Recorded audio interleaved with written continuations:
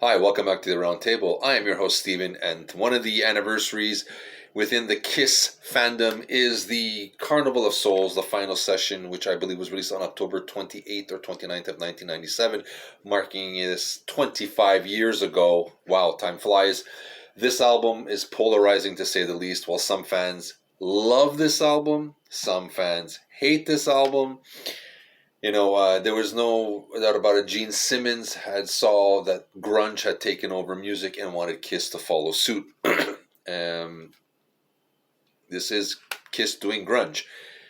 Whether it works for you is up to you. I enjoyed some of the songs on here. I really liked Hate. That was kind of like the sister to Unholy.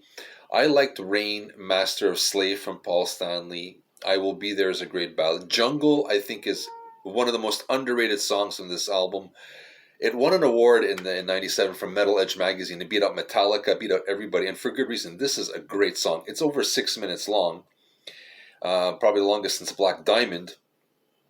And there's a great jam in the middle of the song. It's really a great song, and I wish they would put this on compilations a little bit more and show this off. It shows this band what they're capable of. Like, if anybody doubted the musical prowess of this incarnation of the band, that song really captures it well. I thought it's fantastic.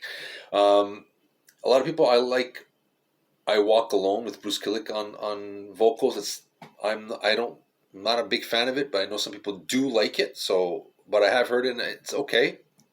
I liked In the Mirror from Paul Stanley. I think that's the closest to Paul sounding melodic on this album, is the song In the Mirror. The rest of it is okay. It's all right. It's hard to take. I mean, the first time I listened to it, I kind of went, but I mean, it's still heavy because I enjoyed the album, the prior album, Revenge, which was very heavy. So this I thought was still heavy in that vein, but there is the grunge influences for sure. Is it the worst Kiss album? No, I don't think so. It is different, but every band tries. They tried disco, they tried doing synth pop with Crazy Nights. How many times can they do Destroyer? As much as I love Destroyer, once they do Destroyer 47, it takes away from that album. They have to try to improve and try to expand their palette, and I'm all for that. Is it a disaster? No, I'll listen to this over The Elder. Not that The Elder's bad, don't get me wrong. I like it, but I'll take this one over it. I like. There's quite a few songs on here. I think Master and Slave is good. I still go back to that one. Jungle still knocks me out. I think people go listen to Jungle and tell me like this, like, you will not believe it's a Kiss song. I mean, I'm telling you. And for good, like, you'll be like, wow, what musicianship, everything. It's great. So you know what, whether you like it or not, it's part of their legacy, and I thought it just showed a band trying to do something else. I know Paul Stanley has said recently didn't want to do this album, didn't want to do a grunge. He didn't understand, like how you can be depressed and live in a castle and something like that. I get your point, but I don't think another rock album from them would have worked. I think grunge had really taken over the charts and videos and the radio stations. I think it, I don't know. I'm not sure if that would have worked, if another like Revenge type album would have worked for them. But nonetheless, I still think it's an interesting album. It deserves a listen, and it's hard to believe. It seems like I bought this last year, and it's 25 years ago. So let me know what you think. Good Kiss album, bad Kiss album.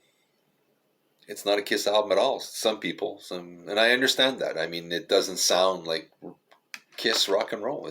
I get it, and I get it. But you know what? A couple of good tracks on there. There's some stuff that needs to be heard, and I'd love to see them make a comprehensive greatest hits package and put Jungle on. I think they have already an edited version. But, maybe put I Will Be There. That's a great ballad. Childhood's End is great by Gene Simmons. It's good. There's a lot of, there's some moments, flashes of greatness. Even though they didn't, like, Paul Stein didn't want to make this album, he still put out some good tunes on here. So regardless how you feel about it, I say it's good. Not the greatest Kiss album of all time, but it's good. But let me know what you think. I'd love to hear from you. You have a favorite track? You have favorite tracks? Do you hate this album? Let me know what you think. I'd love to hear from you. This is Steve from the Roundtable telling you to live the dream. I'm signing off.